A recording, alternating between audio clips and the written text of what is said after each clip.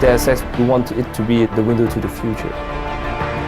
What we're trying to do is change the prosthetics industry so we can offer affordable, functional and beautiful prosthetic devices to amputees.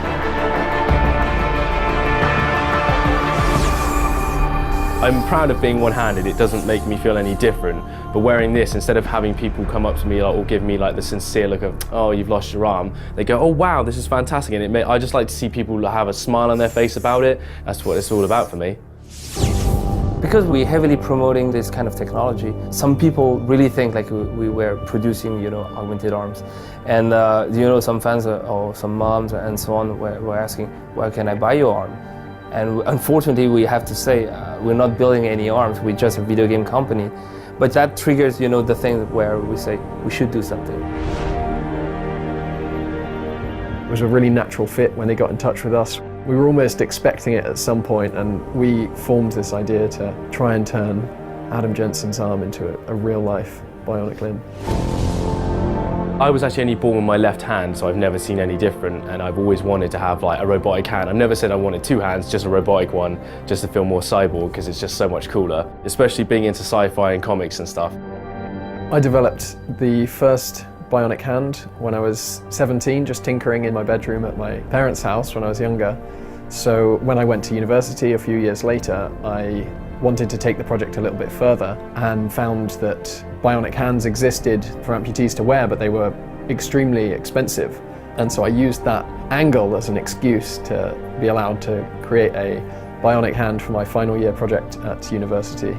And then after university was when I co-founded Open Bionics, and we began working on the same problem with a more kind of definitive goal of being able to offer these bionic hands to people at a really affordable price. So this is a custom built one for myself. We use sensors in the top and bottom of my arm. So if I tense my bottom muscles, it will close. And if I loosen up but tense upwards slightly, it will open. We have a fantastic art director. His name is Jonathan Jack Beltet. This guy is a visionary. He's completely crazy. And the way we wanted to depict, a future world was that human augmentations couldn't be like just medical device. We wanted it to be super rewarding.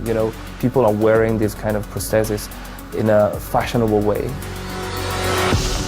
For Deus Ex, we never wanted to do some gimmicky big robot's hand and so on.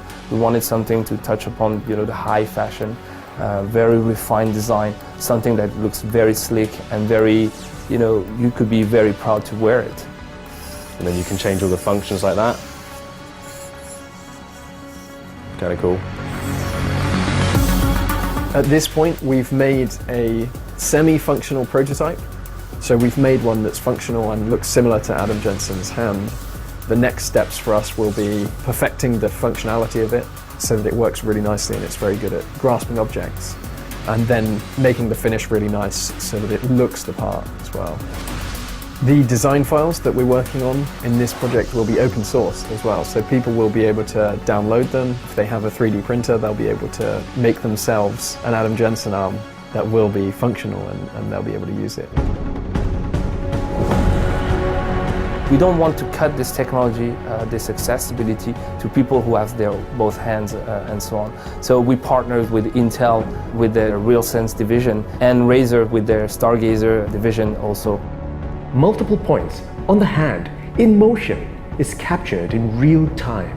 The result is a one-to-one mirroring between the user's hand and the bionic hand.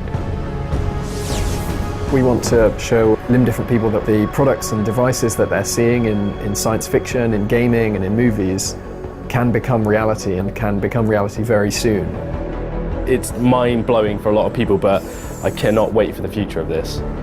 Everything we're doing is somehow a new step forward. We're now defining the future.